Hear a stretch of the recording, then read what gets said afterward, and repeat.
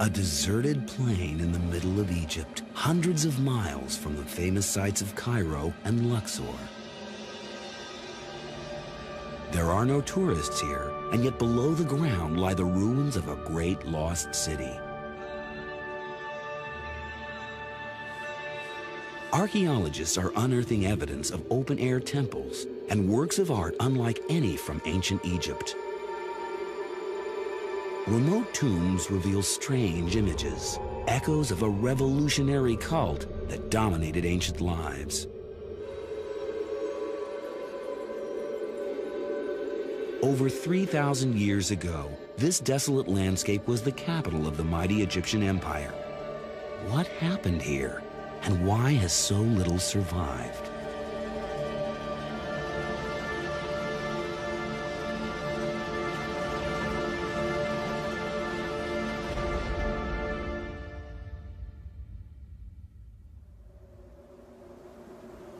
This is the story of one of the most traumatic episodes in the whole of ancient Egyptian history. Under these sands lie the ruins of a religious experiment that rocked the Egyptian empire to its foundations. For many at the time, it seemed to promise a heaven on earth. For many others, it became their worst nightmare. The mysterious ruins were discovered last century in Amarna in Middle Egypt, far from Cairo in the north and Luxor in the south.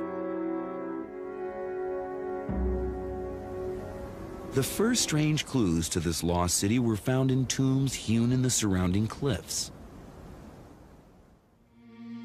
The walls of this tomb are covered with unusual reliefs. This relief shows a king and his wife.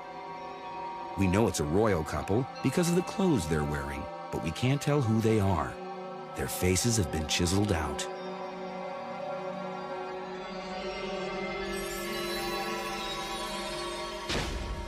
Even their names were hacked away. But a clue to their identity lay in the sagging belly of the pharaoh and in the image of the sun bathing the royal couple in sunlight. These had a familiar look.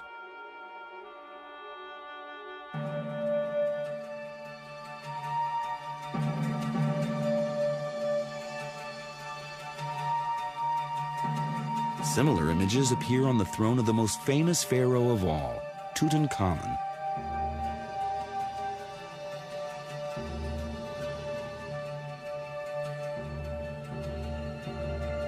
Maybe Tutankhamun and the faceless pharaoh were closely related?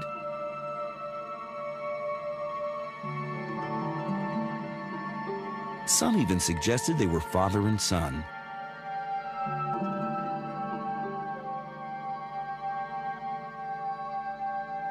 The mystery king and queen were finally identified when undamaged reliefs were found in the Amarna ruins.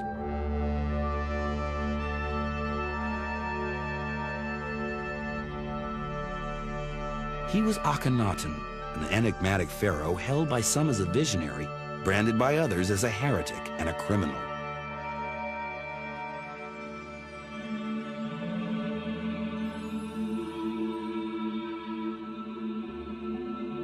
She was Nefertiti, one of the most beautiful women of the ancient world, and also one of the most powerful. Nefertiti, even while she's queen, is shown doing things in ways that other queens never are. She wears pharaoh's crowns, which other queens do not, even while she's still queen. She is shown in one case smiting her enemies, just like a pharaoh does. No other queen is shown this way. Akhenaten and Nefertiti were husband and wife. They ruled Egypt in the middle of the 14th century BC, just 20 years before Tutankhamun.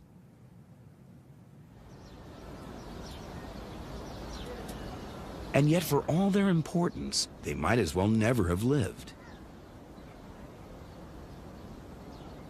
This is a temple at Abydos, 60 miles north of Luxor. It contains a list of the kings of ancient Egypt published by Seti I. But the list is incomplete. There is no mention of Akhenaten. This is the name of his predecessor, Amenhotep III. Akhenaten's own name should be next, but it's missing. The list jumps straight to the next dynasty.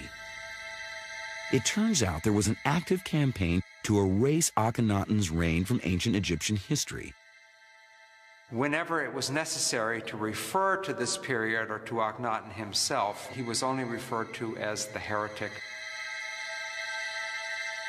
What did Akhenaten do that was so terrible?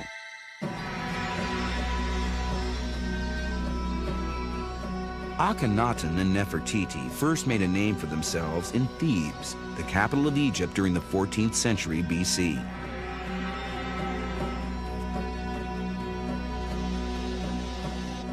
The conquest of foreign lands, from Sudan in the south to present-day Syria in the north, had brought untold power and riches to the Egyptian empire.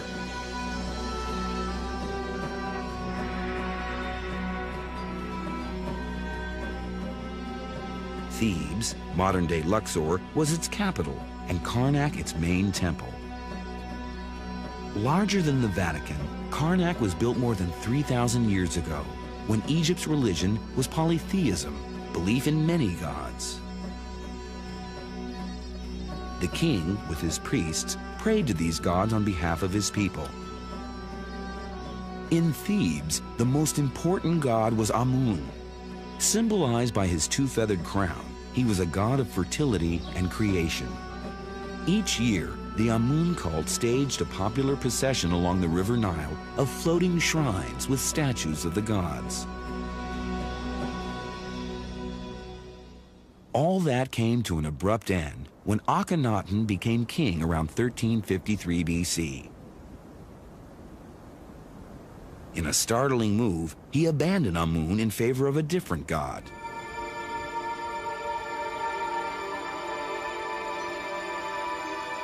The Aten, or sun disk.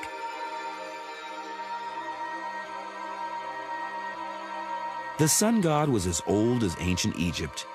He had been worshipped by the first dynasties 1,000 years earlier, during the time of the pyramids.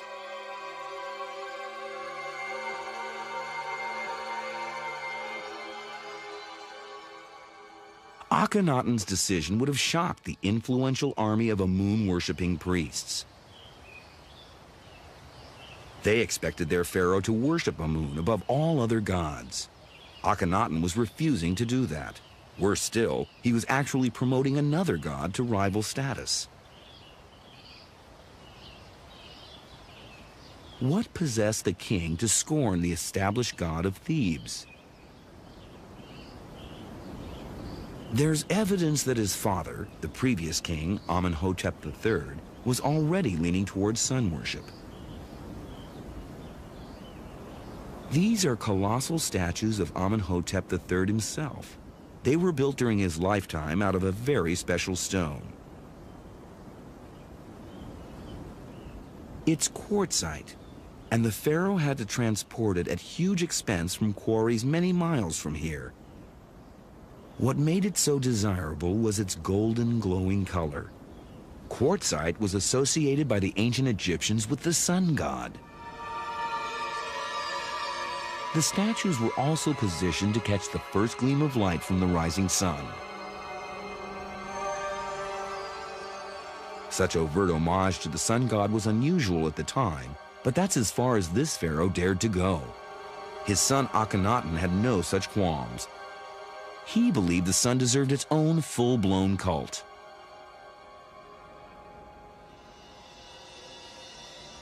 "5 years into his reign, Akhenaten unleashed another shockwave. Thebes, he announced, was too closely linked to Amun and so unsuitable for the Aten. The sun disk needed its own holy city. The existing capital of the Egyptian empire had to be abandoned. To the consternation of the priests, Akhenaten and a small band of loyal nobles left Thebes in search of a new capital. After scouring the length of the Nile, he came upon a site in the middle of Egypt. It was exactly halfway between Thebes and Memphis, about 170 miles from each. The shore where Akhenaten landed is in a region now called Amarna. The villagers live in a fertile stretch of land on the east bank of the Nile. Beyond it lies a forbidding plain surrounded by cliffs. It was as bleak then as it is today. No one would dream of running the Egyptian empire from such a desolate and remote spot, yet it was here that Akhenaten decided to build his new capital. The king must have been aware that the move would come as a shock to his subjects because he went to great lengths to justify his decision.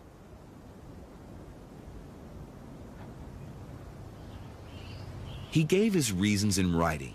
They can still be read today in an unexpected place, atop one of the cliffs overlooking the city.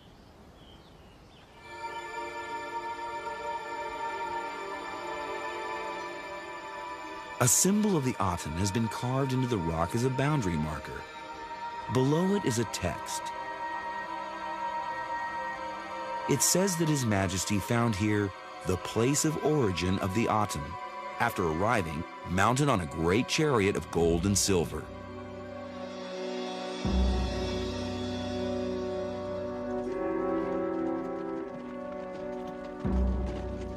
Why did Akhenaten think that this was the birthplace of the Aten? He and his supporters arrived here with only tents for accommodation. This truly was virgin land, with no links to any other gods. And the king found something even more convincing. In Egyptian belief, the horizon where the sun rose was called the Akhet. It was symbolized by two mountain peaks, with the sun disk rising between them. The hills that surround the Amarna plain are suddenly interrupted by a break in the cliffs. A sight to behold, especially at dawn.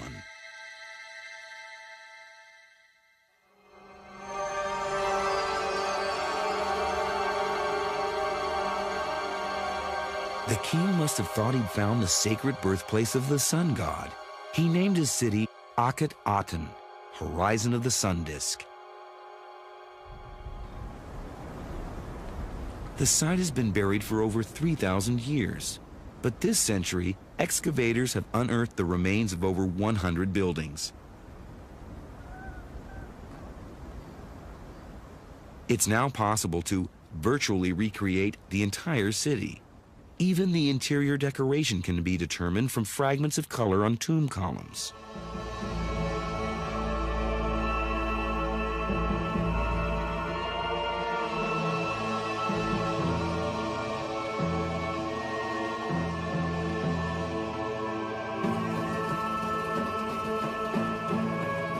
In the heart of the city stood the temple to the Aten, right next to the king's house and throne room.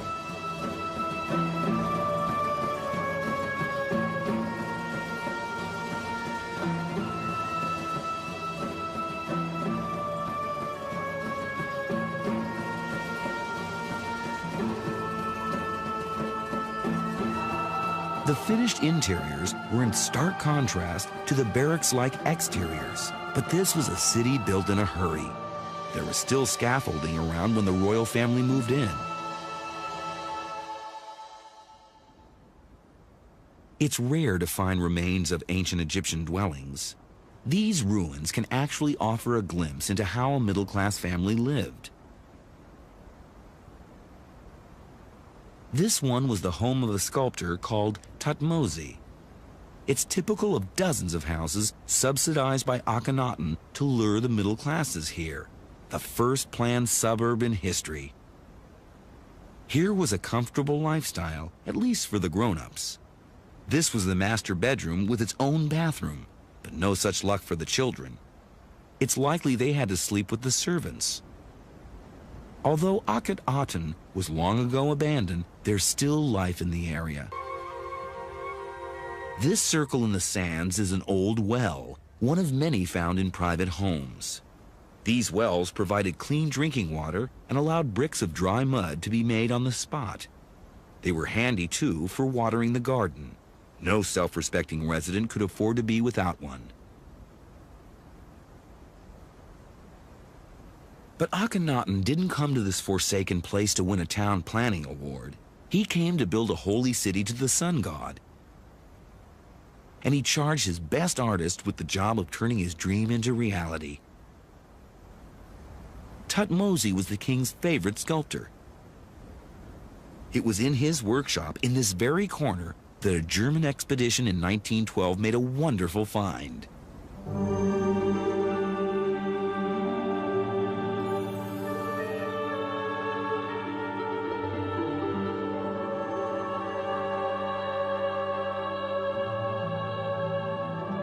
This bust of Nefertiti had been buried under rubble for more than 3,000 years.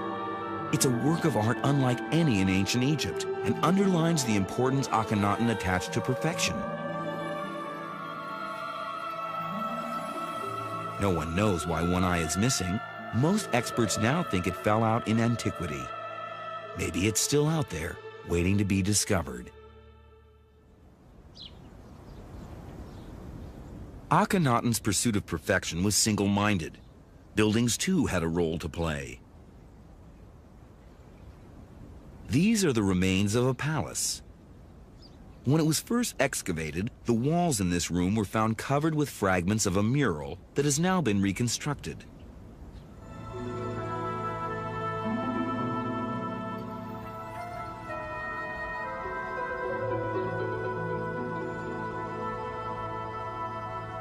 The room opened onto a secluded garden court.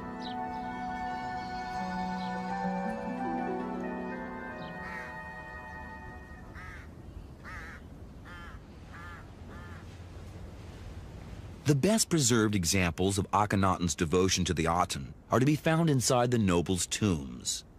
This one was never finished, but it shows how the stonemasons carved the columns straight out of the rock.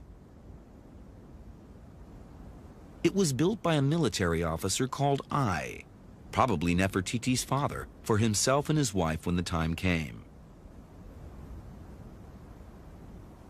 The highlight of the tomb is a religious text carved on one of the walls. It's a hymn by Akhenaten dedicated to the sun god Aten. What's so remarkable is its similarity to a psalm in one of the world's most sacred books, the Bible. O living sun disk, thou art beautiful, great, glittering. When thy movements fade, the land is in darkness. Every lion is out of his den. O Lord my God, thou art very great. Thou art clothed with honor and majesty. Thou makest darkness, and it is night. The young lions roar after their prey. It strikes you when you read those texts very much like a religious revelation, a flash of insight that a prophet might receive from his God. The hymn to the Aten is more amazing still, because it anticipates the central belief of the Bible.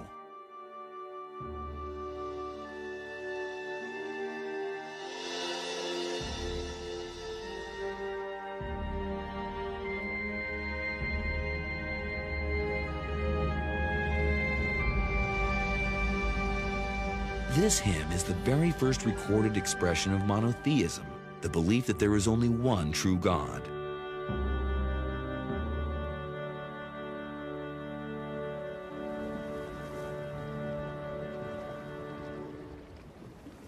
Because of his monotheism, Akhenaten comes across as a religious visionary ahead of his time, a forerunner of the great prophets of Judaism, Christianity, and Islam. And yet Akhenaten's revolution had barely begun. His goal was to reform ritual as well as belief. The Aten was worshipped right here in this temple.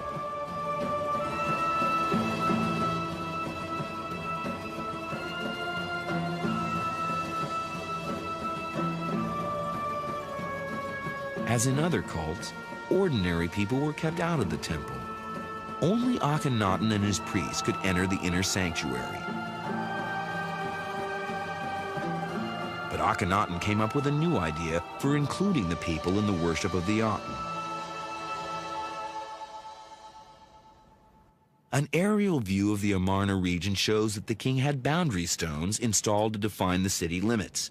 There were also definite axes pointing east and north. When architect Michael Mallinson analyzed a recent survey of Amarna by the Egypt Exploration Society, he noticed that the boundary stones and the temples formed a series of perfect rectangles. What did it all mean? There's a clue in the geometry of the temple itself. Its proportions, when projected out, are the same as those of the city limits. It's as if the whole city had been made into a temple. Everyone can see the horizon of the Aten where the god first appears, and it can be worshipped as such. He's opening it all out, so suddenly it's all apparent, it's all visible.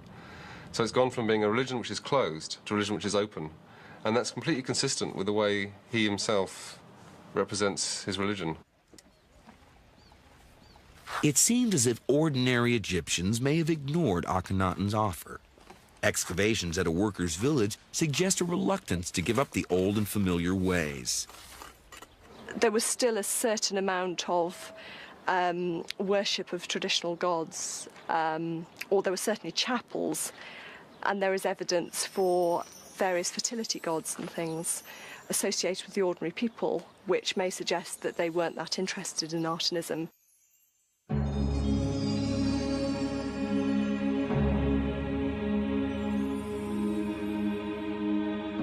Akhenaten soon began to provoke greater controversy by changing the status of the king himself.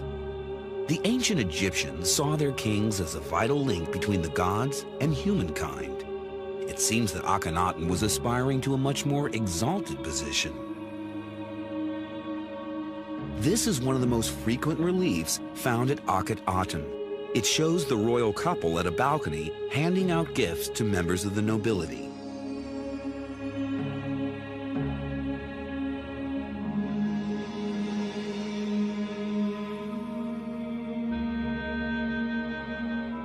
Thanks to copies made when they were in better condition, such scenes can now be recreated.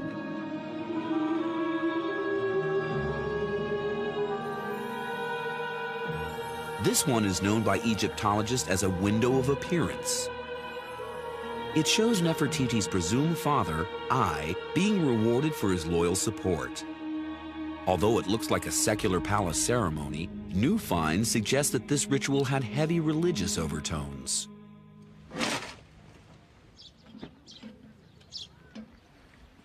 Recently, a team from the Egypt Exploration Society, run in the field by Kate Spence, found some intriguing foundations in an area of the city known as the North Palace. Among the finds were the bases of large-scale statues. They hinted at a major complex. Just how important a complex became clear when tiny fragments of a precious metal were found. There you are, a nice big bit of gold leaf coming out in front of your very eyes. It was the first trace of gold found at the North Palace since the 1920s and was evidence of something special and religious. It was associated with the sun and with the flesh of the gods, and the fact that it shines, that when light falls on it, it reflects off it, was very important for the Egyptians. The golden statues could only be of Akhenaten. Kate Spence also discovered that they had stood next to the base of another mysterious structure. She's now recovered it with sand to protect it from the elements. The gypsum foundations are extremely well preserved. We've also been getting a lot of fragments of gold leaf, which show that it was a very, very important architectural structure, probably a big gilded gateway. The whole structure bore the hallmarks of one of the balconies where the nobles received their gifts.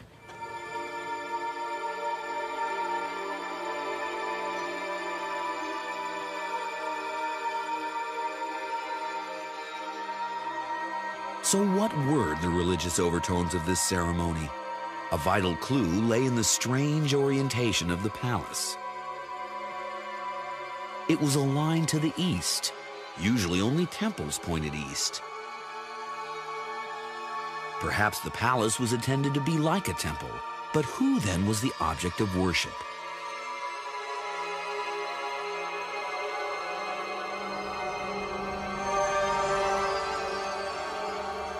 As one enters the building, one is approaching directly towards the king, who is therefore set up in a similar sort of way to a cult image in a temple, and where he appears as a divine or semi-divine figure.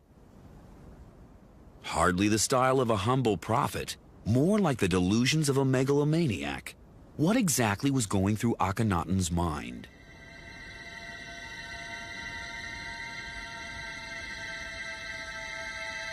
An insight into his thinking can be gleaned from his tomb. Like all pharaohs, Akhenaten built his tomb while he was still alive. The nobles' tombs in the Amarna plain were cut into the surrounding cliffs, but not Akhenaten's. He built his 4 miles further east, deep into a valley that winds its way through the desert. It's always been a mystery why the royal tomb is so remote.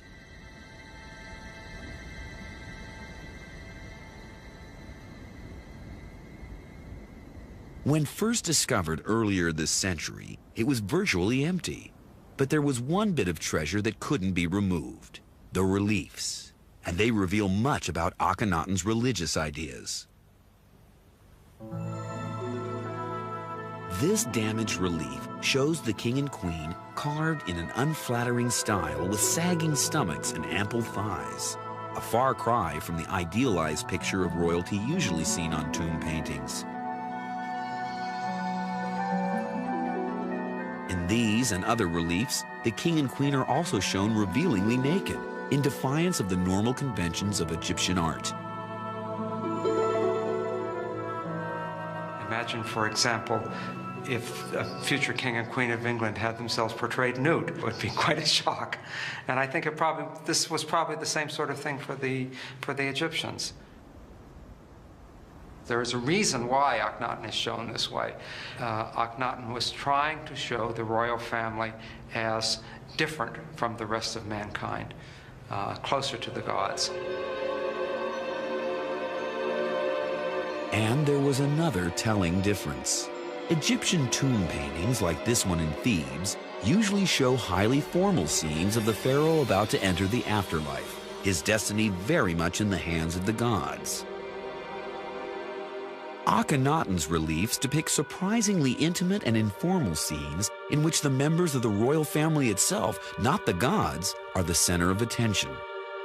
In this scene, the king and queen are shown mourning the death of a daughter. Here, Akhenaten is seen dining with his mother. And here, Akhenaten and Nefertiti are seen exchanging affectionate glances. I think the purpose was to convey to the ancient Egyptians that here you have not only the model of human life, but also the source of all love. And so the idea, of course, is that all life flows from Akhenaten and Nefertiti, just as it originally did from the gods. No pharaoh had ever associated himself with a god as closely as Akhenaten, and yet there are signs that he was aiming higher still.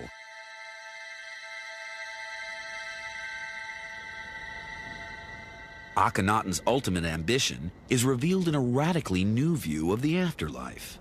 Traditionally, the spirit of the dead was believed to set in the west with the dying sun. It then journeyed into the nether worlds of the night, where it would meet Osiris, the god of resurrection, and receive the power of rebirth. In the morning, as the sun rose in the east, so too the spirit would rise from the door of its tomb and come out to live among the living. This was the ancient Egyptian idea of paradise. Akhenaten, it seems, was quite prepared to undermine this cherished belief. The key to his view lies in the puzzling location of the royal tomb. The recent survey of the region reveals that it lies on the same axis as the temple to the Aten. and the valley that leads to the tomb is the same break in the cliffs which to Akhenaten looks so much like the sacred Akhet, or horizon of the sun disk. The Akhet in ancient Egyptian belief was a place in which the sun spent perhaps as much as an hour before rising in the morning. Now, this was not just a zone of transition between the netherworld and the world of the day. It was a place also where the sun received the final effective form that it needed to come to life again in the morning. The royal tomb was situated in the very birthplace of the Aten. Why? There's a clue in a major relief on the walls of the royal tomb. It shows the Aten rising in the Akhet. Its rays radiate out, breathing life into every street and house in the city.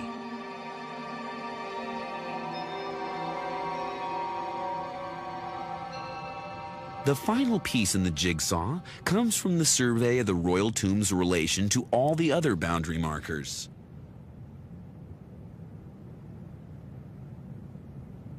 The tomb's position suddenly makes sense.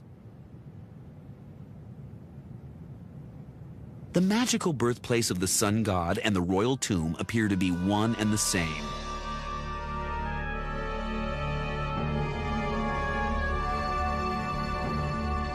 The message was loud and clear. Akhenaten's soul would rise as one with the Aten, bypassing the journey to the underworld to meet Osiris, the god of resurrection. This was heresy and must have frightened Egyptians of the day. The common people, laborers working on this tomb, would have been very worried about what's going to happen to them in the next world. Where now is their guarantee of rebirth if Osiris is in fact non-existent, if there is no Osiris? Later dynasties branded Akhenaten a criminal as well as a heretic. Why? For starters, there are signs his final objective was to wipe out 2,000 years of Egyptian religion. The first casualty was the Opet festival in Thebes, with its pageant of statues of gods paraded from temple to temple along the Nile. Akhenaten canceled the ritual when he moved to Middle Egypt, which must have incensed the people and left a void in their lives. Perhaps even more offensive was what Akhenaten decided to put in its place. Another frequent relief found in the city depicts the royal family driving chariots. These drives were no Sunday afternoon jaunts in the country, but stately parades from temple to temple along the royal road.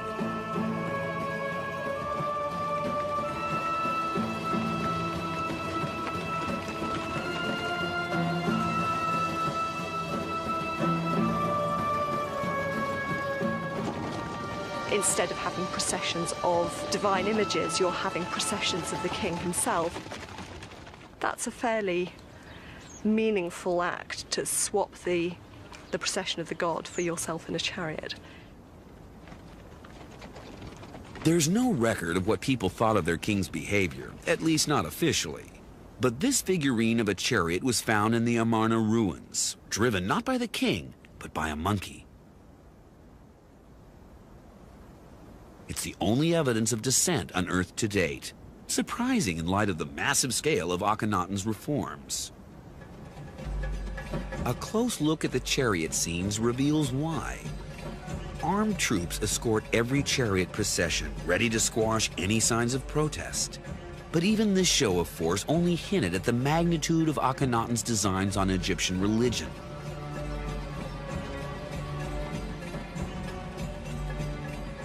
After about 10 years in power, he issued the most brutal edict of his reign, the desecration of all the old gods of Egypt.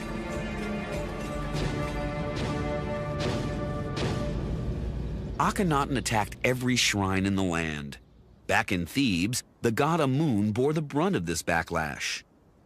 In a fit of jealousy, without precedent in ancient Egypt, Akhenaten targeted every reference to Amun. It wasn't just the colossal statues that were damaged. Even in small scenes like this one, the god's face was hacked out.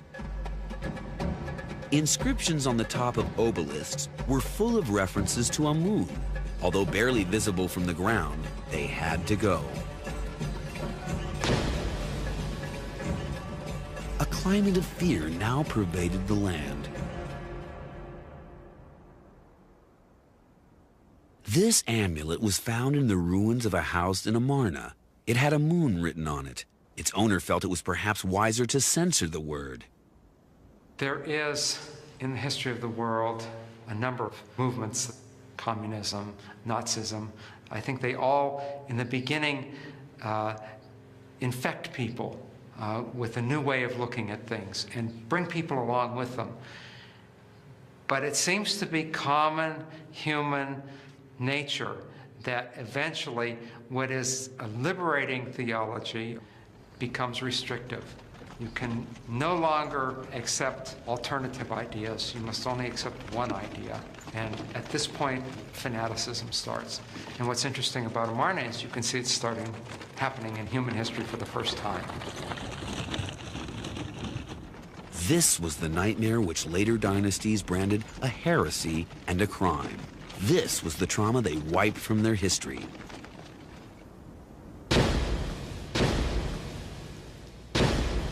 How it came to an end and who erased the memory is shrouded in mystery. But here and there, one can still hear faint echoes of a violent aftermath.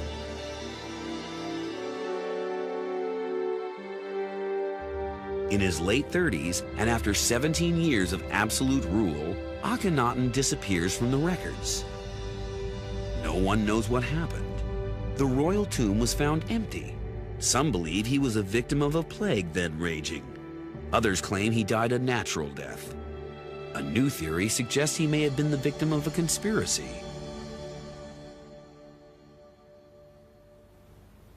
Kings were murdered in antiquity.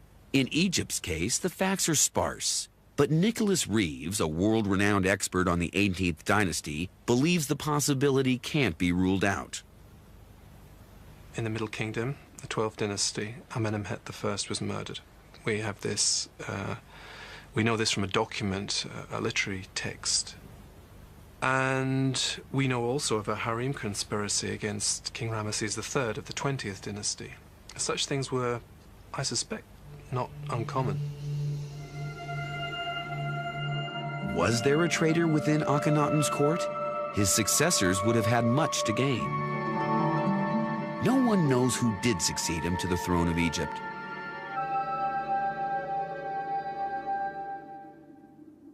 One candidate is an obscure pharaoh by the name of Smenkhare. Some argue that he was a younger brother or son of Akhenaten, but others claim that he never existed and that Smenkhare was a pseudonym for someone else.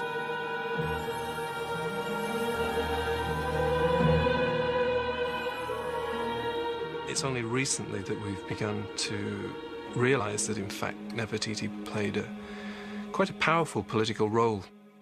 Akhenaten appointed Nefertiti as his co-regent to rule beside him partway through the reign.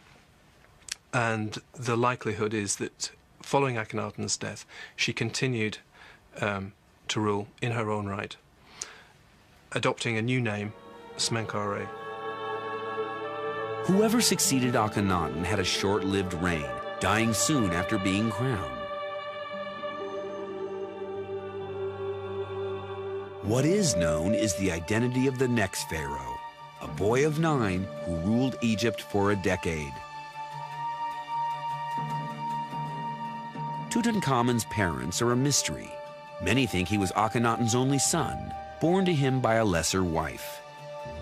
His fame today stems from the wonderful treasures discovered just over 75 years ago.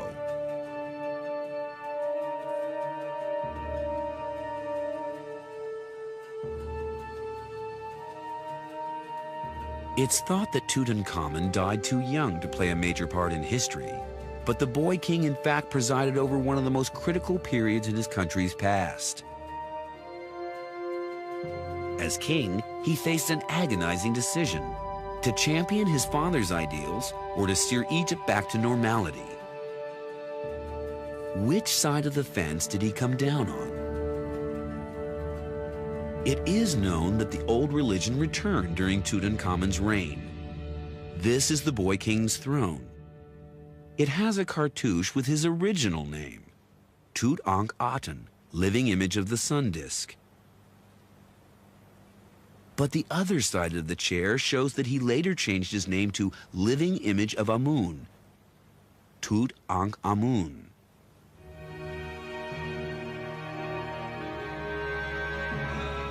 Yet the restoration could not have been carried out by Tutankhamun himself. He was too young. The affairs of state were in the hands of a close relative, the father of Nefertiti, the officer Ai. It was he, a former ally of Akhenaten, who in fact renewed the cult of Amun. Ai was due to hand over power when Tutankhamun came of age. Instead, the boy king met a premature death, and Ai himself acceded to the throne of Egypt.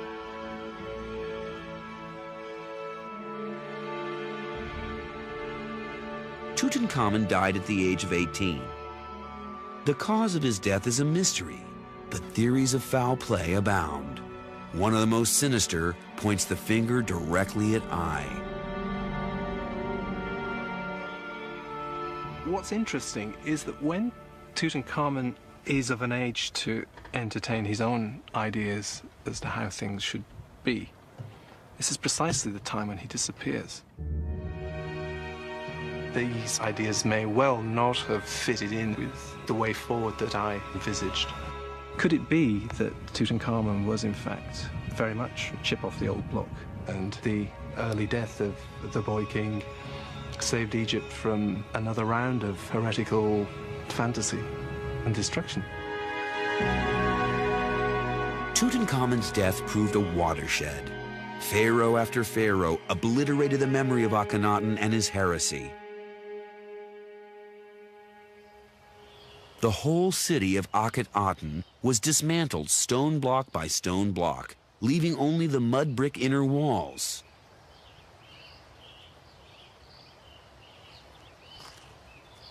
Ancient Egyptians must have thought they'd heard the last of Akhenaten.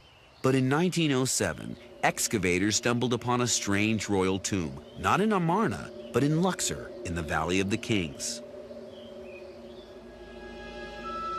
It was found strewn with broken furniture. Tomb 55, as it is known, dated from Tutankhamun's reign, so it must have housed a family relation. But who?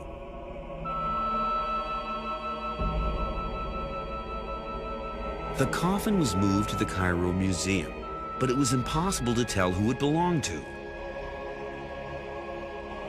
The mask had been torn off. Even the name had been chiseled out. There were no clues to its identity except inside.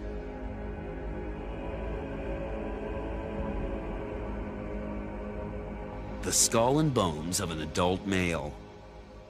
When we first examined this, Was the body related to Tutankhamun? DNA tests on the fragile tissues have not yet been allowed, but Dr. Nasri Iskander was one of a team of forensic experts who compared an X-ray of Tutankhamun's skull, shown here on the left, with an X-ray of the mystery skull, shown here on the right. now this one is very close to this one, and according to some dimensions we are measuring and some angles of the mantle and some parts of this skull, we have found that this is a first degree relationship. It means it's a father, son, brother, or something like that. This is first degree.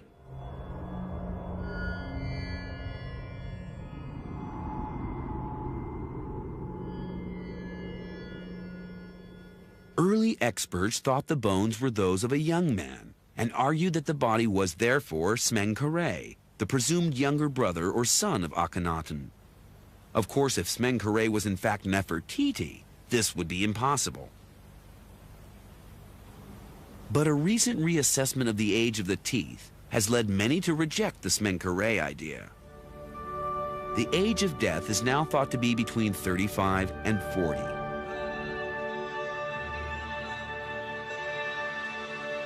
My own view is that the body from Tomb 55 so far as one can judge from the archaeological evidence, is the body of Akhenaten himself. Why Akhenaten's body should later turn up at Thebes is a bit of a mystery. But I think what seems to have happened was that when the Amarna capital was abandoned, Tutankhamun took it upon himself to transfer the bodies back to Thebes. Akhenaten died around 1336 BC. Tomb 55 was found 200 years later during the digging of another tomb. If it was Akhenaten's, perhaps the sight of the heretic caused revulsion and the coffin's desecration. Only then was Akhenaten truly forgotten. But his ideas didn't die. They lay dormant.